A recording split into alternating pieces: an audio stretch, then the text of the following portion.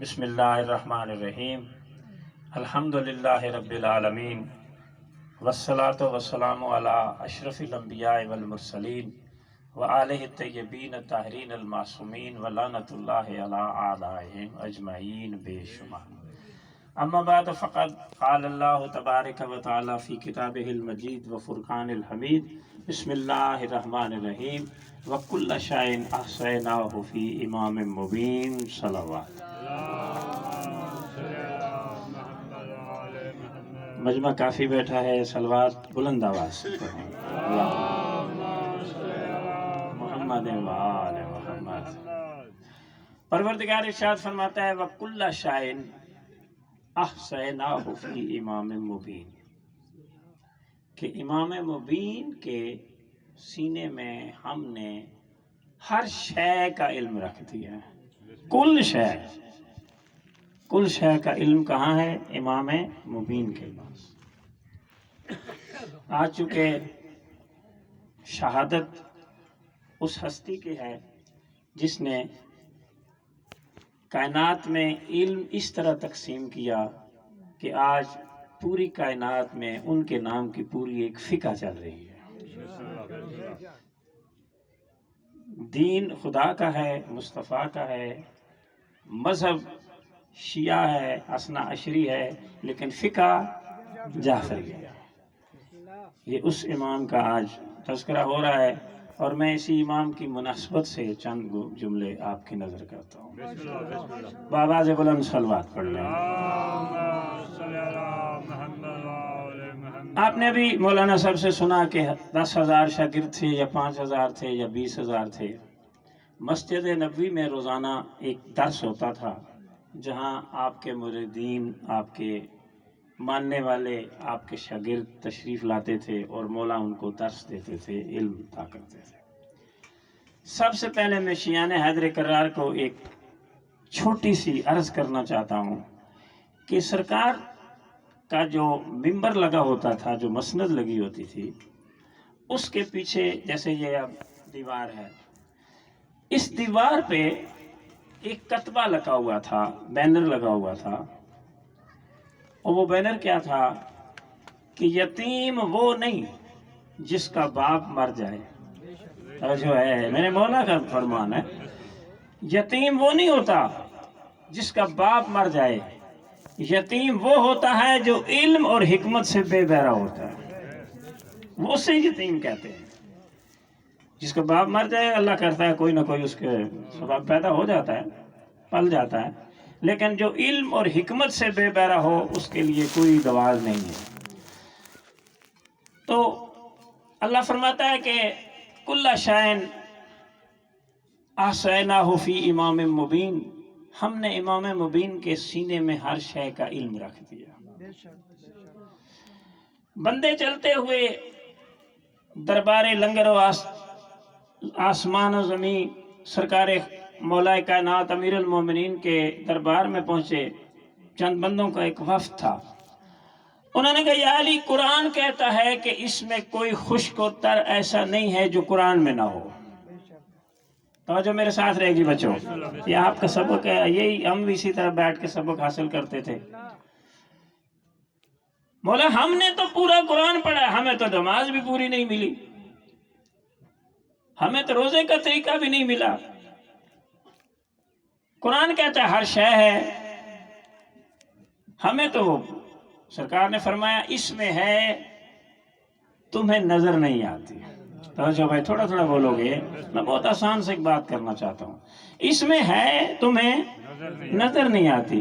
انہوں نے کہا مولا 6x6 نظریں ہیں، حافظ قرآن ہیں، سارا قرآن زبانی یاد ہے، اس میں ہے ہی نہیں۔ توجہ، اس میں ہے ہی نہیں، ہمیں نظر کہاں سے آئے؟ امام نے فرمایا اس میں ہے، تمہیں نظر نہیں آتا۔ انہوں نے کہا مولا یہ کیسے ہو سکتا ہے کہ ہو اور ہمیں نظر نہ آئے؟ سرکار نے فرمایا امام کا کلام کلاموں کا امام ہوتا ہے، میں ابھی تمہیں سمجھا دیتا ہوں کہ اس میں بھی ہے اور تمہیں نظر بھی نہیں آتا۔ امام نے نیم کا ایک بیج، کیونکہ جیسے لوگ ہوتے ہیں ان کے معیار کے مطابق گفتگو کرنی پڑتی ہے، امام نے नीम का एक बीज अपनी हथेली पे रखा, कहा ये क्या है? उन्होंने कहा हुजूर नीम का बीज है। सरकार ने फरमाया ये बीज नहीं है, ये नीम का मुकम्मल दरख्त है। आया है, तवज्जो रखिएगा, इसके अंदर नीम का मुकम्मल दरख्त है। उन्होंने कहा मौला जो दरख्त होता है, टहनी होती है, पत्ता होता है, तना होता है, जड़ें होती हैं। सरकार ने फरमाया इसमें सब कुछ है, तुम्हें नजर नहीं आता। इसमें सब कुछ है, तुम्हें नजर नहीं आ रहा। उन्होंने कहा मौला अगर देखना चाहे तो क्या करना पड़ेगा? आवाज़ सारी दुनिया क़यामत तक सारी लेबॉर्टरियां इस्तेमाल कर ले, सारा टेक्नोलॉजी इस्तेमाल कर ले, ये इसकी हकीकत नजर नहीं आएगी। तो मौला कैसे नजर आएगी? आवाज़ पहले इसे तुराब के दामन में देना पड़ेगा। पहले इसे मिट्टी में देना पड़ेगा। जब इसे मिट्टी में डालोगे तो हर शय नजर आएगी। जी मौला ये तो बात ठीक है। फरमाया तो जब इस छोटे से बीज की हकीकत को तुम सिवाय तुराब के नहीं समझ सकते, पूरे कुरान को सिवाय अबू तुराब के समझने चले हो।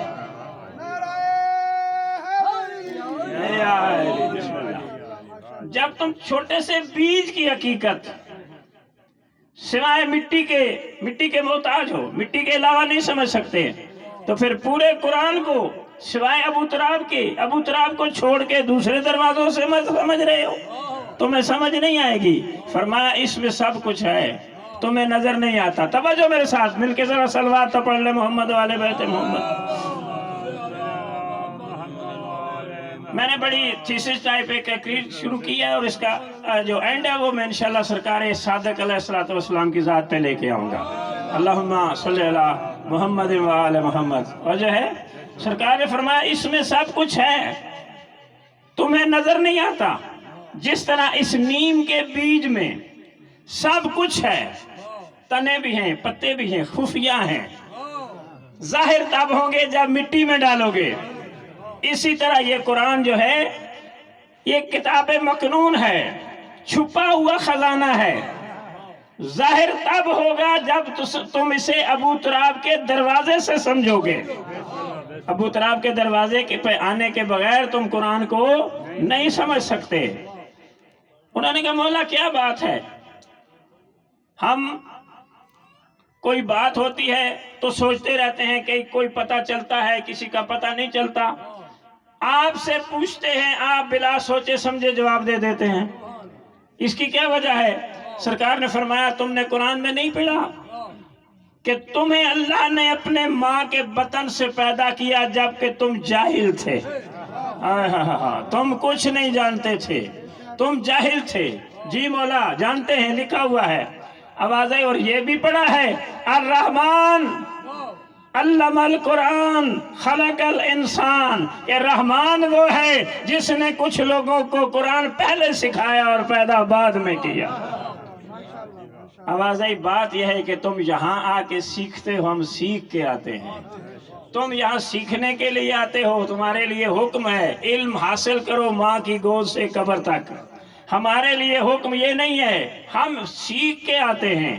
हमारा मनसब सीखना नहीं है, सिखाना है। हमारा मनसब पढ़ना नहीं है, पढ़ाना है। तुम पढ़ने के लिए आए, हम पढ़ाने के लिए आए। इसलिए मबलग इल्म अलग है, जिसकी वजह से ये सारा। उसने कहा मौला आपसे सवाल करते, बाबा से बोला सलवात पढ़ लीजिए। मैं समेट लेता हूँ, मौसम भी खराब हो रहा है, ताकि अपने एंड तक पहुंच जाएं। उसने कहा मौला जब भी हम सवाल करते हैं आप बिला सोचे समझे जवाब देते हैं, जरा समझ लीजिए कीजिए, जरा सोच लिया कीजिए। सरकार ने फरमाया बता तेरे हाथ की उंगलियां कितनी हैं? उसने कहा मौला 5। सरकार ने फरमाया ना तूने देखी, ना तूने पहचानी, ना तूने गिनी और कह दिया 5। मौला मैं क्यों गिनूं? 24 घंटे मेरे सामने रहती हैं, हर वक्त मेरे पास रहती हैं, मैं जानता हूँ 5 है। मौला ने फरमाया सुनो, जिस तरह तुम्हें ये इल्म है कि मेरे हाथ की उंगलियां 5 हैं, तुम्हारे सामने रहती हैं, जिस तरह तेरे हाथ की उंगलियां तेरे सामने रहती हैं, कायनात अली के सामने रहती है।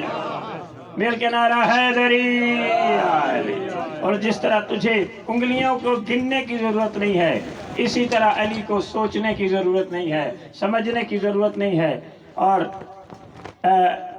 ایک انگریز نے ابھی نام میں اشتباہ ہو رہا ہے اس لیے میں نہیں لوں گا اس نے یہ لکھا ابھی نام یاد آ جائے گا اس نے یہ لکھا کہ میں نے نہج البلاغہ پڑھی ایک سرے سے دوسرے سرے تک پڑھی دوبارہ پڑھی سے 12 پڑھی پھر میں نے سائنس کی تحقیقات کو دیکھا پھر نہج البلاغہ پڑھی اور پڑھنے کے بعد میں اس نتیجے پہ پہنچا ہوں کہ یہ جس نے یہ خطبات دیے ہیں وہ 2 حالتوں سے خالی نہیں یا تو کائنات کو خود بناتا رہا ہے یا اس کے سامنے بنتی رہی ہے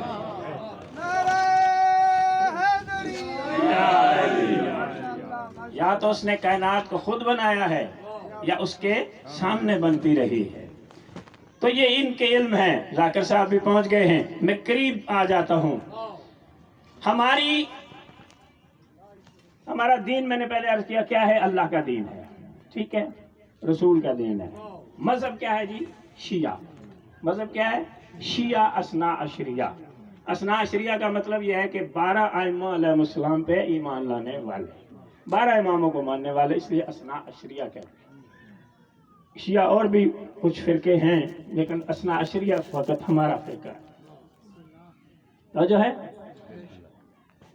اب اس کا کی فقہ کو مرتب کرنے والے کا نام ہے امام جعفر صادق اللہم صلی اللہ محمد آپ نے یہ فقہ مرتب کی ہے اور ہم جتنے اعمال کرتے ہیں نماز روزہ حج زکوٰۃ خمس مجھے سمجھ نہیں آتی مولوی روز نماز کی تو بات کرتا ہے کبھی خمس کی بھی بات کی ہے یہ بھی تو اتنا ہی واجب ہے جتنی نماز واجب ہے زکوٰۃ بھی اتنی واجب ہے جتنی نماز واجب ہے میں حیران ہوتا ہوں سارا دن نماز کی بات ہوتی ہے کبھی زکوٰۃ کی بات ہی نہیں ہوتی کبھی خمس کی بات ہی نہیں ہوتی کیوں یہاں لینا پڑتا ہے وہاں دینا پڑتا ہے اس لیے یہ نام نہیں آتا خمس بھی اتنا ہی واجب ہے جتنی نماز واجب ہے اب فقہ ہم نے کس کی مانی امام جعفر صادق اللہم صلی اللہ محمد وعلی محمد کیونکہ یہ فقہ باقی جتنی فقہ ہیں اس میں فلاں نے فلاں سے سنا فلاں نے فلاں سے سنا میرا خیال ہے آج میں نے مارو ہے بلکہ صلوات پڑھو محمد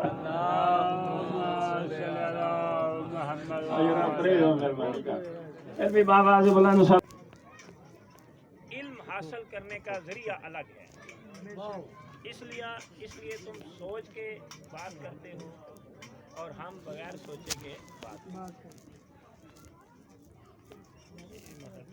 دین کی تعلیم نہیں دی جاتی اس میں فزکس کی تعلیم بھی تھی کیمسٹری کی بھی تھی میتھمیٹکس کی بھی تھی جیومیٹری کی بھی تھی سائنس کی بھی تھی ابن الحسم نے جو بجلی بنائی ہے وہ امام صادق علیہ الصلوۃ والسلام کے فرمان سے بنائی ہے امام وہاں مختلف گرہیں کھولتے تھے علم کی اور لوگ ان کو لیتے تھے ساری زندگی اس لیے فقہ کو مرتب کرنے باقی فقہ وہی تھی کیونکہ اب وہ مجلس کا وہ ماحول تو نہیں بنتا رہا اور میں بات وہی تھی فقہ تو محمد عربی کی تھی فقہ مولا علی کی بھی وہی تھی فقہ امام حسن کی بھی وہی تھی فقہ امام حسین کی بھی وہی ہے فقہ امام زین العابدین کی بھی وہی ہے فقہ امام محمد باقر علیہ السلام کی بھی وہی ہے فقہ امام صادق علیہ السلام کی بھی وہی ہے فقہ اولنا محمد و اوسطنا محمد و کلنا محمد ان کا فرمان بھی ایک ہے ان کا حکم بھی ایک ہے اور ان کے سارے احکامات بھی ایک ہی لیکن جب مولا کائنات امیر المومنین علیہ السلام کا زمانہ تھا اللہم صلی اللہ محمد توجہ رکھیے گا میں بس وہ سمجھیے آپ کے میں خلاصہ پیش کرنا چاہتا ہوں کہ یہ فقہ جعفریہ کیسے بنی اور امام صادق علیہ السلام سے کیوں منسوب ہے لوگ کہتے ہیں جی آپ محمد عربی کی فقہ پہ عمل نہیں کرتے امام صادق کی پہ کرتے ہیں آپ تو یہ وہ باتیں ہوتی ہیں मौला कायनात अली अलैहिस्सलाम के ज़माने में ना तो इतना मौला के पास वक्त था। जब मौला ज़ाहिर रसूल पाक इस दुनिया से गए तो मुख्तलिफ आप सारे मसाइब आप जानते हैं, जो अहले बैत पे गुजरे, जो अली के घराने पे गुजरे। इसलिए अहकामात मौला देते रहे, लेकिन एक मुरतब और मुदव्वन शक्ल में वो बयान नहीं कर सके। इसी तरह इमाम हसन अलैहिस्सलाम का ज़माना आया, आपसे भी मुख्तलिफ जंगें शुरू हो गईं, उनको इमामत के लिए बहुत कुछ करना पड़ा। इमाम हुसैन अलैहिस्सलाम का ज़माना आया, आपके दौर में भी यही, इमाम ज़ैनुल आबिदीन अलैहिस्सलाम के दौर में भी ऐसा, इमाम मोहम्मद बाकर अलैहिस्सलाम के दौर में भी ऐसा। इमाम मोहम्मद बाकर अलैहिस्सलाम ने बहुत सी दीन की शाखों को खोला है, और बाकर कहते इसीलिए हैं कि इल्म की शाखों को खोलने वाला, इल्म की गिरों को खोलने वाले को कहते हैं बाकर। तो आपने बहुत, लेकिन जब इमाम जाफर सादिक अलैहिस्सलाम का ज़माना आया तो कुछ अमन हुआ, समझ आ रही है, कुछ अमन हुआ, कुछ ज़्यादा नहीं, कुछ अमन हुआ। तो सरकार को ये मौका मिला कि आपने मस्जिद नबवी में एक दर्स कायम किया, और उस दर्स में हज़ारों शागिर्द आए, और उन हज़ारों शागिर्दों को आपने दीन का इल्म दिया, साइंस का इल्म दिया, फ़िक़्ह का, हर चीज़ का, और साथ ही आपने एक फ़िक़्ह भी मुरतब की, और अपने शागिर्दों को फर्दन फ़र्दन और मजमूअतन भी ये समझाया कि नमाज इस तरह है, रोज़ा इस तरह है, अहकामात ये हैं, अहकामात ये हैं, और वही फ़िक़्ह जो है वो आज तक चल रही है। मुझे ये बताइए कि इमाम को मंसूर दवानकी ने जहर दिया, मलाउन ने, लानत बेशुमार। हमारे जो 13 मासूमीन हैं, सरकार रिसालत माब से लेके हज़रत इमाम हसन अस्करी अलैहिस्सलाम तक, हमारा 12वां अल्हम्दुलिल्लाह ज़िंदा है, हमारी सरपरस्ती कर रहा है। इन 13 में से कोई भी, पूरी जिम्मेदारी से बात कर रहा हूँ, कोई भी अपनी तबई मौत नहीं मरा, या जहर से शहीद हुए या तलवार से शहीद। समझ आ रही है? अब मुझे ये बताओ कि इनका क्या कसूर था? ये कहते थे नमाज पढ़ो, नमाज तो सारे पढ़ते थे। क्या कोई बंदा ये कहे कि नमाज पढ़ो तो दूसरा फिरका उसको मार देता है? बोलो, मैं अब बस आखिरी बात कर रहा हूँ, मार देता है? नहीं मारता ना, कि ठीक है हम भी नमाज पढ़ते हैं, ये कह रहे हैं पढ़ो तो पढ़ो, रोज़ा रखो, ठीक है जी, अच्छी बात है, रखो। अच्छा जी, अल्लाह को मानो, तौहीद को, सारे कहते हैं जी ठीक है, तौहीद को मानो। रसालत को मानो, सारे कहते हैं ठीक है, रसालत को मानो। अब मुझे ये बताओ कि इनसे इख्तिलाफ क्या था? बात में नतीजे पे पहुंच गया हूँ, आखिरी जुमला कह रहा हूँ, इनसे इख्तिलाफ क्या था? इनको शहीद क्यों किया गया? इनको तलवारों से शहीद क्यों किया गया? जहर क्यों दिया गया? उसकी वजह क्या थी? उसकी वजह तौहीद नहीं हो सकती। तौहीद सब मानते थे। राय साहब आखिरी बात मेरी, सारे मानते थे। क्या जी तवज्जो रखिए, सारे मानते थे। इसलिए कोई बंदा नमाज के लिए किसी को नहीं मानता कि ये नमाज पढ़ रहे जी, क्यों हाथ खोल के या बांध के। वहाँ भी हाथ खोलने वाले हैं, यहाँ भी हाथ बांधने वाले हैं। बांधने खोलने की बात नहीं है।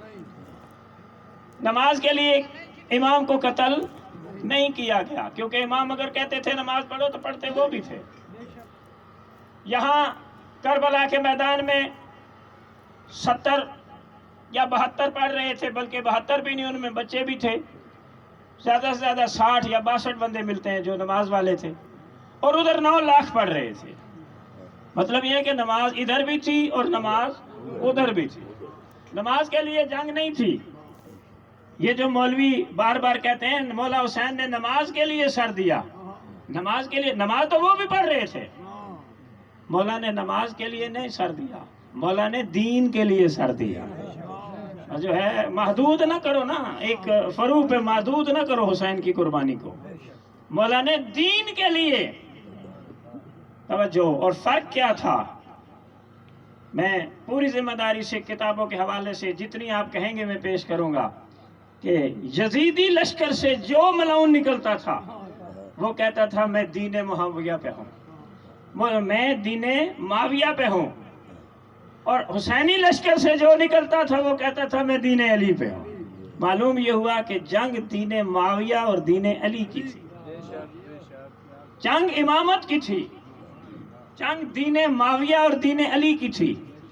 और ये जो बाकी आइमा शहीद हुए जहर से, ये नमाज की तबलीग के लिए नहीं, सिर्फ इस वजह से शहीद हुए कि जब शागिर्द निकलता था तो वो ये कहता हुआ निकलता था कि दीन अगर है तो विलायत अली में है, जो है बस ये वजह थी। ये सारे मासूमीन शहीद हुए तो विलायत अली के लिए, फर्क यही था। बस इसी विलायत अली के लिए करबला हुई। चाहता तो मैं ये था कि इसको बड़ा समअप करता, लेकिन दरमियान में टाइम सारा तूफान ले गया। अब करबला के मैदान में मुबारज़ तलबी हो रही है। एक तरफ 70 या 72 हैं, कहने को 72 हैं। मुझे ये बताओ, असगर कोई जंग के काबिल है? कासिम कोई जंग के